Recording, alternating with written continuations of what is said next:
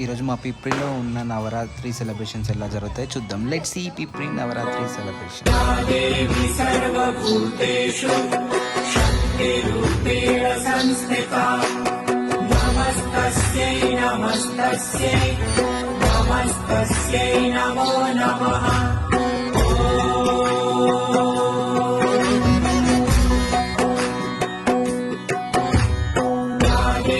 सर्वभूतेषु शक्तिरूपेण संस्थिता नमस्तस्यै नमस्तस्यै नमस्तस्यै नमो नमः.